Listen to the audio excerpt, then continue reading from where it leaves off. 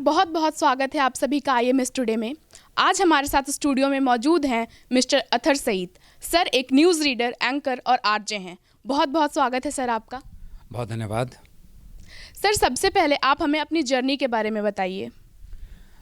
Journey तो बहुत लंबी है। रेडियो से ये यात्रा शुरू हुई और रेडियो में उस ज़माने से, जबकि रेडियो बड़े बड़े सेट हुआ करते थे, तो हमारे मन में जिज्ञासा ये हुआ करती थी कि क्या इस बड़े से सेट में छोटे छोटे लोग बंद हैं जो आपस में बातें करते हैं। तो वो जो एक जिज्ञासा थी, बाद में वो आजीविका का साधन बनी, यानी प्रोफेशन बनी। और प्रोफेशन में ये जर्नी इतनी रिच रही कि 20 साल 25 साल कब गुजर गए पता ही नहीं चला। ये इसमें मुख्तलिफ पड़ाव आए।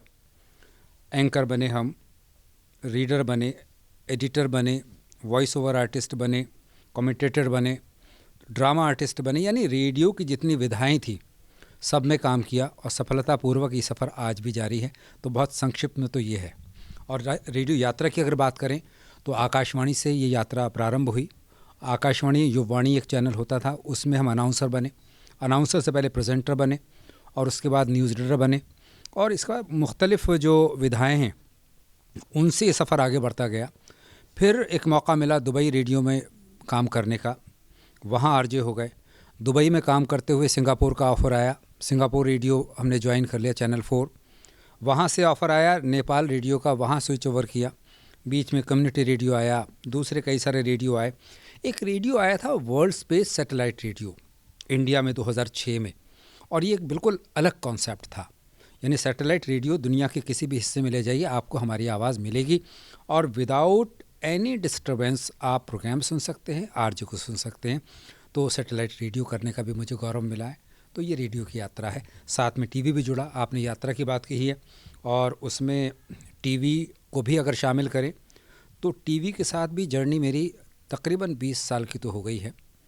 एंकर की हैसियत से, कंटेंट राइटर की हैसियत से, वॉइस ओवर आर्टिस्ट की हैसियत से और दूसरे कई सारे भूमिकाओं में नज़र आए हैं। तो ये तमाम चीज़ें चलती रही हैं और चल रही हैं। सर चूँकि आप इस फील्ड में बहुत पहले से हैं, तो आपने क्या क्या चैलेंजेस फेस किए? देखिए, चुनौतियों के बिना कोई भी कार्य संभव नहीं होता है।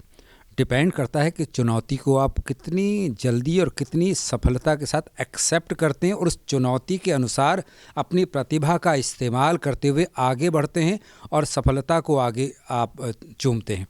कहते हैं कि पथ क्या, पथ की कुशलता क्या, यदि पथ में बिखरे शूल ना हो और नाविक की धैर्य परीक्षा क्या, यदि धाराएं प्रतिकूल ना हो। यानी धाराओं के साथ तो सभी बह जाते हैं। आपकी जो पहचान है, पहचान तो तब कायम होगी जब धारा के प्रतिकूल आप आगे बढ़ें। तो चुनौतियां आती हैं, चुनौतियां बहुत सारी आती हैं। कई बार हम ऑडिशन में फ़ेल हो जाते हैं तो अपना उत्साह खो देते हैं। कई बार कंपटीशन के लिए आगे बढ़ते हैं, असफल हो जाते हैं तो निराश हो जाते हैं। कहीं स्क्रीन टेस्ट देने गए, कहीं एग्ज़ाम देने गए। मैं तो कहता हूं कि निरंतरता होनी चाहिए। असफलताओं से ही सफलता का द्वार खुलता है। तो चुनौती को स्वीकार कीजिए और स्वीकार करने के साथ साथ अपने आप को मानसिक और शारीरिक रूप से तैयार कीजिए उस चुनौती के उस पार जाने का। निश्चित रूप से सफलता आपका इंतज़ार करती मिलेगी। जी सर। तो सर जो भी बच्चे अभी न्यूज़ एंकर बनना चाहते हैं या आरजे बनना चाहते हैं, तो उन्हें आप क्या टिप्स देंगे? सबसे बड़ी बात तो यह है कि सबसे ज़्यादा पढ़ने वाला होना चाहिए। एक न्यूज़ एंकर, न्यूज़ रीडर या फिर एडिटर को अपनी सारी इंद्रियों से काम लेना चाहिए। जितनी इंद्रियां हैं बल्कि 1+ इंद्री होनी चाहिए। बहुत सजग, बहुत सतर्क, पैनी निगाह वाला, घटनाओं पर नज़र हो, राष्ट्रीय घटनाओं पर, अंतर्राष्ट्रीय घटनाक्रम किस प्रकार घट रहा है, इन तमाम तर चीज़ों पर नज़र रखनी चाहिए। सबसे बढ़कर बात यह है कि आपको अपनी जो पढ़ने की आदत है, ऑब्ज़र्व करने की आदत है, उसको डेवलप करना होगा। राष्ट्रीय अंतर्राष्ट्रीय परिदृश्य में क्या क्या घटनाएं रोज़ घट रही हैं। देखिए, अगर आप न्यूज़ रीडर बनना चाहते हैं या न्यूज़ एंकर बनना चाहते हैं या मीडिया के किसी भी विधा में आपको सफलता हासिल करनी है, तो आपको एक टिप देकर जा रहा हूँ। न्यूज़पेपर रोज़ाना पढ़िए। फ्रंट में आपको लीड मिल जाएंगी, मेन हेडलाइंस मिल जाएंगी, मार्केट की क्या कंडीशन है वो पता लग जाएगी, स्पोर्ट्स जगत में क्या कुछ हो रहा है वो मिल जाएगा, एडिटोरियल किस तरह से लिखा जाता है, एडिटोरियल में कौन से टॉपिक उठाए जाते हैं वो मिल जाएगा, सिटी में क्या कुछ हो रहा है, मौसम के हाल क्या कुछ हैं, ये सारी चीज़ें मिल जाएंगी। एडिशनल्स में आपको बहुत सारी चीज़ें वैसे मिल जाएंगी जो कि लाइट मूड वाली होती हैं, हेल्थ टिप्स मिल जाएंगी। क्या कुछ नहीं है जो न्यूज़पेपर में नहीं मिलेगा। लिहाजा न्यूज़पेपर पढ़ने वाला होना चाहिए, और अगर आपको मीडिया में अपनी जगह बनानी है तो रेडियो सुनने वाला होना चाहिए, विशेषकर न्यूज़ और प्रोग्राम। और देखिए एक और चीज़ है, अच्छा प्रेजेंटर बनने से पहले आपको अच्छा लिसनर बनना पड़ेगा। ये चीज़ें हैं, तो इन हैबिट्स को अपनाएंगे, जितना पढ़ेंगे उतना आगे बढ़ेंगे।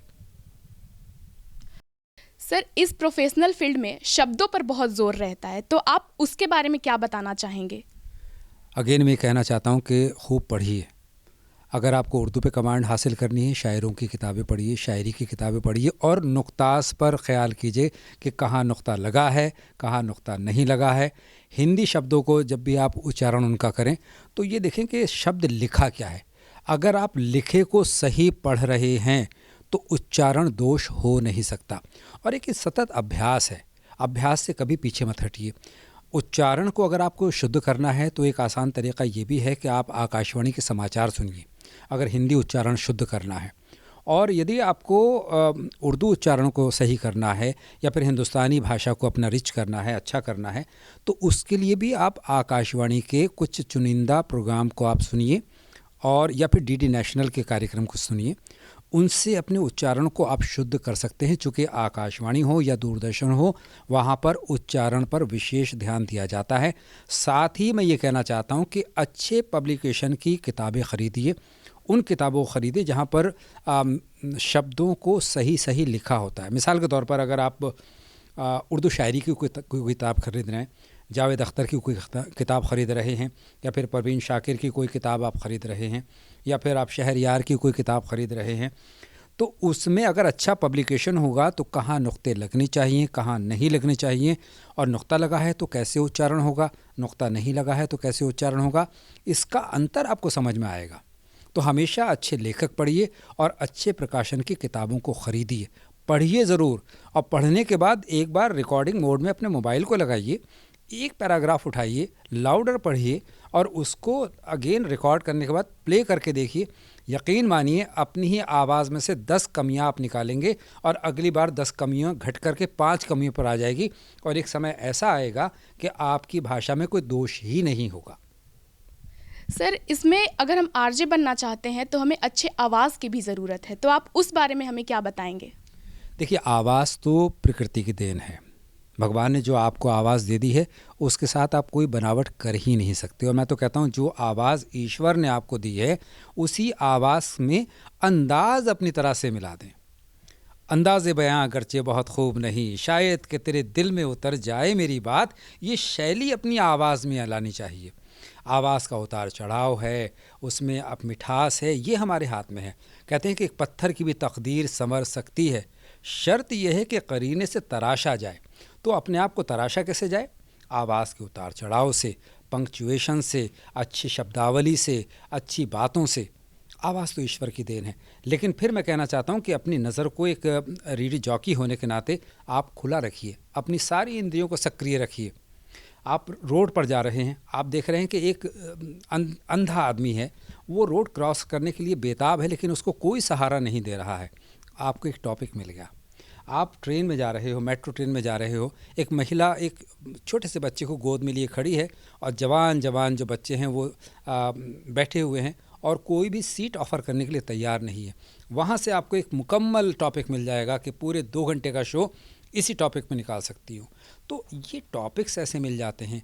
भाषाओं में निखार हम ला सकते हैं, अपने अंदाज़ में तराश खराश पैदा कर सकते हैं, उसको रुचिपूर्ण बना सकते हैं, सुरुचि बना सकते हैं, आकर्षक बना सकते हैं, रोचक बना सकते हैं। सब कुछ हमारे ऊपर डिपेंड करता है, लेकिन हमारा अपने काम पे ध्यान होना चाहिए। बहुत बहुत धन्यवाद सर, अपना कीमती समय हमें देने के लिए। संजना, आपका भी बहुत बहुत धन्यवाद। आपने मुझे अपने स्टूडियो में बुलाया, IMS टुडे के स्टूडियो में बुलाया और मुझे बात करने का मौका दिया। बहुत बहुत धन्यवाद। कैमरामैन सारांश के साथ मैं संजना प्रभा, IMS टुडे।